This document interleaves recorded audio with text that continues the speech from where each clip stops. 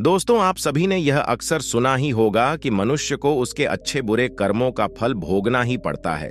लेकिन आज के इस वीडियो में जानेंगे कि क्या माँ बाप के अच्छे और बुरे कर्मों का फल पुत्र को भोगना पड़ता है। तो नमस्ते दोस्तों, हमारे बुद्धा स्टोरीज यूट्यूब चैनल में एक बार फिर से आप सभी का दिल से स्वागत है। तो दोस्तों, जैसे औलाद अच्छा या बुरा कर्म करती है तो उसे उनके माता पिता को भोगना पड़ता है, ठीक उसी प्रकार माता पिता के अच्छे और बुरे कर्मों का फल उनकी औलाद को मिलता है और उन्हें भोगना पड़ता है। तो दोस्तों, आज की वीडियो बहुत ही महत्वपूर्ण और ज्ञानवर्धक होने वाली है, तो कृपया वीडियो में अंत तक जरूर बने रहे। तो चलिए कहानी को शुरू करते हैं। एक समय की बात है, एक महान तपस्वी अपने आश्रम में रहता था। एक दिन उसकी पत्नी ने पूछा, स्वामी, क्या माता पिता के अच्छे और बुरे कर्मों का फल उनकी संतान को भोगना पड़ता है क्या? तभी महात्मा ने कहा, हे देवी, माता पिता के अच्छे और बुरे कर्मों का फल उनकी संतान को अवश्य ही भोगना पड़ता है। आज मैं आपको एक प्राचीन कथा सुनाता हूं, जिसे सुनने के बाद आपको पता चल जाएगा कि कैसे माता पिता के अच्छे और बुरे कर्मों का फल उनकी औलाद को मिलता है और उन्हें भोगना पड़ता है। फिर महात्मा ने कथा को सुनाना आरंभ करते हैं और कहते हैं, हे देवी, प्राचीन समय की बात है। एक गांव में एक गरीब आदमी रहता था। वह बहुत ही गरीब था। किसी तरह से मेहनत मजदूरी करके अपने घर का पालन पोषण करता था। उसे मजदूरी में दिन भर काम करने के बाद 50 रुपए मिलते थे। उसमें से वह 25 रुपए रोजाना दान करता था और 25 रुपए में अपने परिवार का पालन पोषण करता था। इस प्रकार कुछ समय बीतने के बाद उसके घर में एक लड़के का जन्म हुआ। उस गरीब आदमी के परिवार में अब कुल 3 सदस्य हो गए। दोनों पति पत्नी और एक लड़का। अब धीरे धीरे उनके पालन पोषण में उस आदमी को समस्या होने लगी, क्योंकि इधर दिन प्रतिदिन महंगाई बढ़ती जा रही थी। फिर महात्मा ने कहा, हे देवी, एक दिन की बात है, उस आदमी के लड़के ने अपने पिता से पूछा, पिताजी, आप रोजाना 50 रुपए कमाते हैं, जिसमें से आप 25 रुपए रोज दान कर देते हैं, और 25 रुपए में हम अपना गुजारा कैसे कर पाएंगे? उस आदमी को चुपचाप देखकर उसकी पत्नी ने कहा, बेटा, ऐसी कोई बात नहीं है। तुम्हारे पिताजी रोज 50 रुपए कमाते हैं और 25 रुपए दान कर देते हैं। यह तुम्हारे लिए ही दान करते हैं, दूसरों के लिए नहीं। लेकिन वह लड़का इस बात को नहीं समझ पाया, क्योंकि वह लड़का बहुत ही छोटा सा था। महात्मा ने कहा, हे देवी, इसी तरह ऐसे कुछ समय बीतता गया और उस गरीब आदमी का लड़का धीरे धीरे बड़ा होने लगा और उस लड़के की उम्र 7 वर्ष की हो गई। इधर एक दिन वह आदमी काम करके शाम के समय वापस अपने घर लौट रहा था। तभी रास्ते में एक काला भैंसा आया और आकर उस गरीब आदमी को मारने लगा। उस भैंस के मरने की वजह से उस आदमी की वहीं पर मृत्यु हो गई। जब उस आदमी की पत्नी और उसके लड़के को पिता की मृत्यु की खबर मिली तो उनको बड़ा दुख हुआ। फिर एक दिन उस गरीब आदमी के लड़के ने अपनी माँ से पूछा कि माँ, हमारे पिताजी कहाँ चले गए हैं? उस गरीब आदमी की पत्नी ने कहा कि बेटा, तुम्हारे पिताजी हम सबको छोड़कर यमपुरी में यमराज के पास चले गए हैं। तब बेटे ने कहा, जब पिताजी थे तो रोजाना 50 रुपए कमाते थे और 25 रुपए की बचत करते थे। हमारा पालन पोषण उसी 25 रुपए में करते और बाकी के 25 रुपए वह दान करते थे। अब हमारा पालन पोषण कैसे होगा? कैसे हमारा पेट भरेगा? फिर माँ ने अपने बेटे से कहा, बेटा, जिस घर में गरीबी होती है उसका कोई सहायक नहीं होता है। उससे सभी दूर भागने लगते हैं, सिवाय भगवान के, क्योंकि वही गरीबों के सहायक होते हैं। फिर बेटे ने अपनी माँ से कहा कि माँ, ऐसा मत सोचो, मैं यमराज के पास जाऊंगा और अपने पिताजी को वापस लेकर आऊंगा। हमारी गरीबी देखकर यमराज को हमारे ऊपर अवश्य दया आ जाएगी और वह हमारे पिताजी को मेरे साथ अवश्य भेज देंगे। फिर महात्मा ने कहा, हे देवी, उस छोटे से बच्चे की बात पर उसकी माँ ने ध्यान नहीं दिया। फिर एक दिन की बात है, उस गरीब आदमी की पत्नी अपने लड़के को घर पर अकेला छोड़कर गांव में काम करने के लिए चली गई और उधर जो उसका लड़का था, उसने मन में सोचा कि मैं यमराज के पास जाता हूं और अपने पिताजी को लेकर आता हूं। ऐसा सोचकर वह लड़का अपने पिताजी को लाने के लिए अपने घर से चल देता है। उस लड़के को चलते चलते काफी समय बीत गया। फिर उसे थकान का अनुभव हुआ और वह एक बहुत ही विशाल आम के पेड़ को देखकर उसकी छाया में जाकर के बैठ गया। तभी उस आम के पेड़ ने मनुष्य की आवाज में कहा कि बेटा, तुम कौन हो और कहां जा रहे हो? मेरी छाया में आज तक तुम्हारे जैसा कोमल बालक नहीं आया है। फिर उस लड़के ने कहा कि मैं एक गरीब आदमी का बेटा हूं और अपने पिताजी को लाने के लिए यमराज के पास जा रहा हूं। उस आम के पेड़ ने जब उसकी यह बात सुनी तो उसने कहा कि बेटा, तू मेरे लिए भी यमराज से एक प्रश्न पूछकर आना कि मैं कई वर्षों से यहां पर लगा हुआ हूं, लेकिन मेरा एक भी पत्ता जमीन पर नीचे नहीं गिरता है और ना ही मेरी डालियां सूखती हैं। मैं कितने वर्षों तक और यहां पर खड़ा रहूंगा? मैंने अपने पूर्व जन्म में ऐसा कौन सा पाप किया था जिस कारण से मुझे इस योनि से मुक्ति नहीं मिल पा रही है? इसका कौन सा कारण है? तब उस लड़के ने कहा कि ठीक है, मैं यमराज से तुम्हारा यह प्रश्न जरूर पूछ कर आऊंगा। महात्मा ने कहा, हे देवी।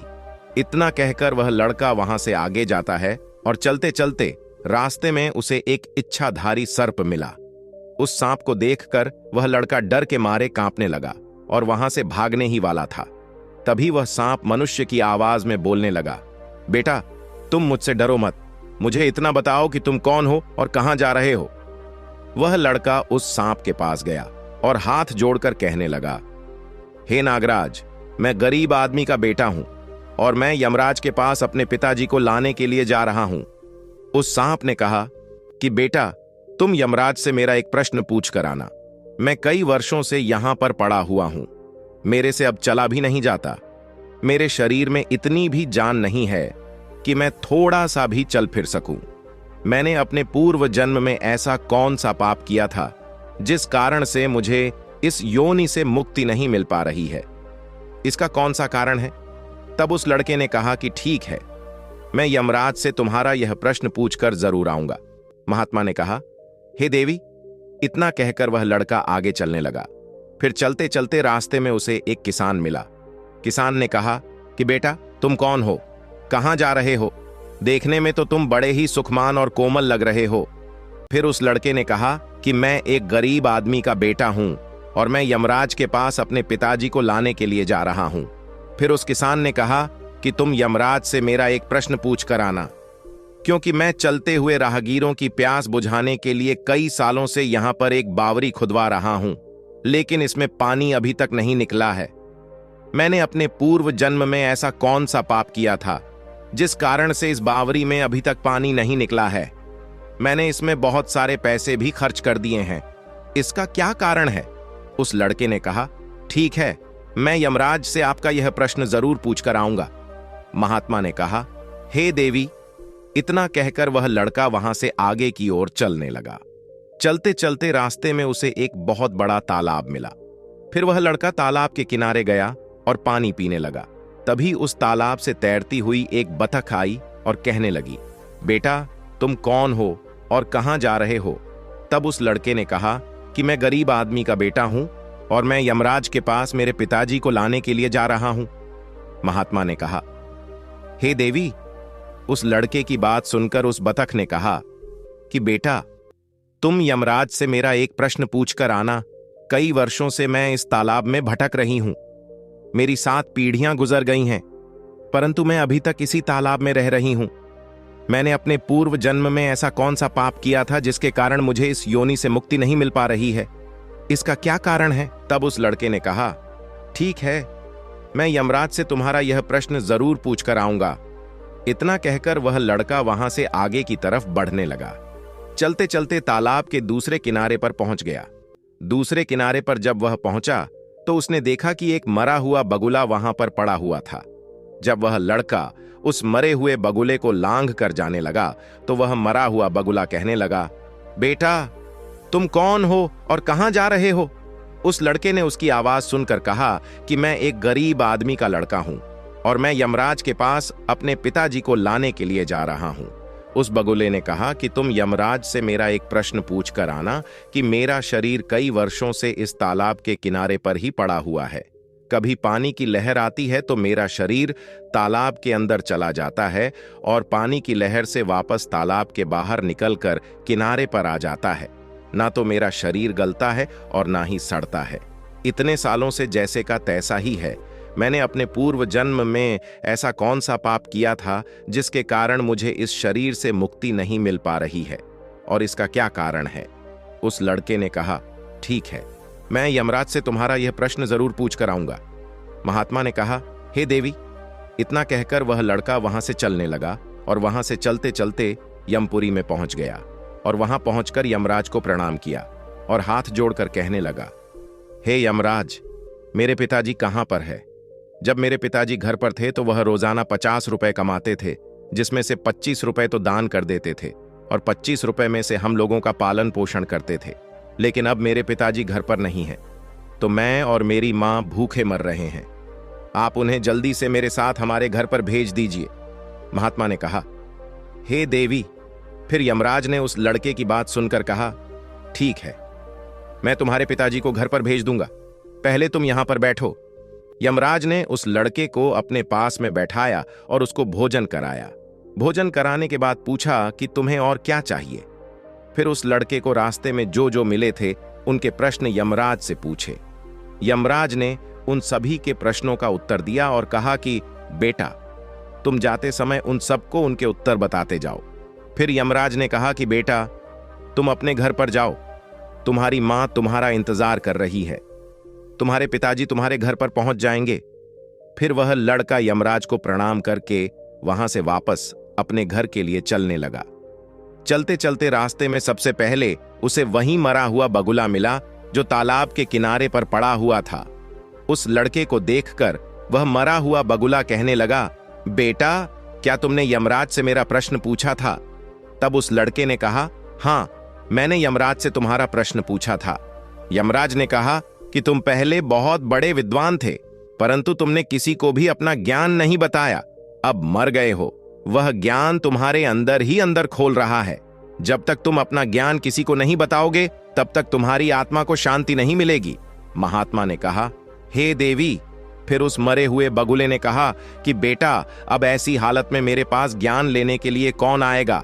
तुम मेरा ज्ञान ले लो। फिर उसने उस लड़के को जितना भी उसके पास ज्ञान था वह सारा ज्ञान उस लड़के को दे दी और ज्ञान देने के बाद तुरंत ही उसकी आत्मा को मोक्ष की प्राप्ति हो गई। फिर वह लड़का आगे चल पड़ा। चलते चलते उसे वही बत्तख मिली। बत्तख ने कहा कि बेटा, क्या तुमने यमराज से मेरा प्रश्न पूछा था? उस लड़के ने कहा कि हां, यमराज से मैंने तुम्हारा प्रश्न पूछा था। उन्होंने कहा कि तुम्हारे अंदर अमृत है, जब तक तुम इस अमृत को किसी को नहीं दोगी तब तक तुम ऐसे ही व्याकुल रहोगे। बत्तख ने कहा कि बेटा, अब कौन मिलेगा, मुझे तुम ही मेरा अमृत ले लो। फिर बत्तख ने अपना अमृत उस लड़के को दे दिया और अमृत देते ही उस बत्तख की आत्मा को मोक्ष की प्राप्ति हो गई। इसी तरह से वह लड़का वहां से आगे बढ़ने लगा। फिर चलते चलते रास्ते में उसे वही किसान मिला जो राहगीरों के लिए बावरी खुदवा रहा था। उस किसान ने जैसे ही उस लड़के को देखा तो बड़ प्रेम से हाथ जोड़कर कहने लगा कि बेटा, क्या तुमने यमराज से मेरा प्रश्न पूछा था? उस लड़के ने कहा, हां, पूछा था।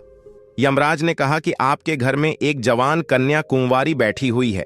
जब तक आप उस लड़की का विवाह नहीं करोगे और कन्यादान नहीं करोगे, तब तक इस बावरी में पानी नहीं निकलेगा। पहले जो तुम्हारा कर्म है उसे पूरा करो।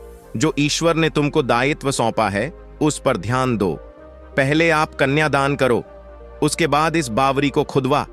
फिर उस किसान ने कहा कि मैं लड़की के लिए लड़का कहां ढूंढने के लिए जाऊंगा? तुम मुझे बहुत ही सीधे साधे स्वभाव के दिख रहे हो और सुंदर भी हो और देखने में बहुत ही अच्छे लग रहे हो, इसलिए बेटा तुम ही मेरी लड़की से विवाह कर लो। महात्मा ने कहा, हे देवी। फिर उस किसान ने अपनी लड़की का विवाह उस लड़के के साथ कर दिया। फिर किसान ने अपनी लड़की को बहुत सारा धन देकर विदा कर दिया। फिर वह लड़का आगे चला। चलते चलते रास्ते में उसको वही इच्छाधारी सांप मिला। उस सांप ने कहा कि बेटा, क्या तुमने यमराज से मेरा प्रश्न पूछा था? तब उस लड़के ने कहा कि हां, पूछा था। यमराज ने कहा कि तुम्हारे पास जो नागमणि है, तुम उस नागमणि को धरती पर नहीं उगलते हो और ना कभी किसी को दान दिया है। जब तक तुम इस नागमणि का दान नहीं करोगे तब तक तुम्हारा शरीर ऐसे ही बना रहेगा। फिर उस सांप ने कहा कि बेटा, मैं यह नागमणि अब किसको दूं? इस नागमणि को तुम ही ले लो। फिर उस सांप ने अपनी नागमणि को उस लड़के को दे दिया। नागमणि को देते ही उस सांप की आत्मा को मोक्ष की प्राप्ति हो गई। इस तरह से वह लड़का अपनी पत्नी को लेकर फिर आगे चलने लगा। फिर चलते चलते रास्ते में उसे वहीं आम का विशाल पेड़ मिला। जिसकी छाया में उसने विश्राम किया था। उसने पूछा कि बेटा, क्या तुमने यमराज से मेरा प्रश्न पूछा था? उसने कहा, हाँ, पूछा था। यमराज ने कहा कि पूर्व जन्म में तुम्हारा काम स्कूल में बच्चों को शिक्षा देना था। तुम्हारा पद एक गुरु का था, परंतु तुमने अपने पद का सही इस्तेमाल नहीं किया। तुम शिक्षा देने के बदले में छोटे छोटे बच्चों से अपना काम करवाते थे और उन्हें अच्छी तरह से शिक्षा नहीं देते थे। तुम पूर्व जन्म में बहुत बड़े विद्वान थे, परंतु तुमने उन बच्चों को शिक्षा नहीं दी। उन्हीं बच्चों के श्राप के कारण तुम हिलडुल नहीं सकते। तुम्हारे अंदर जो ज्ञान भरा हुआ है उसे किसी को दे दो, इसके बाद में तुम्हें मोक्ष की प्राप्ति होगी। महात्मा ने कहा, हे देवी। उस लड़के की बात सुनकर उस आम के पेड़ ने कहा कि मैं यह ज्ञान किसे दूंगा, तुम ही ले लो। फिर उस आम के पेड़ ने उस लड़के को अपना जितना भी उसके पास ज्ञान था सब दे दिया। जैसे ही उस आम के पेड़ ने उस लड़के को अपना ज्ञान दिया तो उसकी भी आत्मा को शांति मिल गई और वह उस पेड़ की योनि से मुक्त हो गया। वह लड़का अपनी पत्नी के साथ चलते चलते अपने घर पहुंच गया। जब वह लड़का अपने घर पर पहुंचा तो उस लड़के की मां उसको देखकर बड़ी खुश हुई और कहने लगी कि बेटा, तुम कहां पर चले गए थे और यह लड़की तुम्हारे साथ में कौन है? फिर उस लड़के ने जो भी उसके साथ घटनाएं घटी थीं वह सब कुछ अपनी मां को बता दिया। फिर महात्मा ने कहा, हे देवी, अब उस लड़के को ज्ञान हो चुका था कि उसके पिताजी वापस नहीं आ सकते हैं। अब उनकी मुक्ति हो चुकी है। उसके पिताजी ने जो दान धर्म किया था उसका फल उस लड़के को यमराज ने दे दिया। इस प्रकार से महात्मा ने अपनी पत्नी को बताया कि माता पिता के अच्छे और बुरे कर्मों का फल उनकी औलाद को कैसे प्राप्त होता है और पूर्व जन्म के कर्मों का फल व्यक्ति को कैसे मिलता है और उसके पिता द्वारा किए गए पाप और पुण्य कर्म भी उसके बच्चों को कैसे मिलते हैं। तो दोस्तों, उम्मीद है इस वीडियो से आपको काफी कुछ सीखने को मिला होगा, और अगर कुछ सीखने को मिला हो तो हमारे इस वीडियो को लाइक, शेयर और बुद्धा स्टोरीज चैनल को सब्सक्राइब जरूर कर लीजिएगा। धन्यवाद।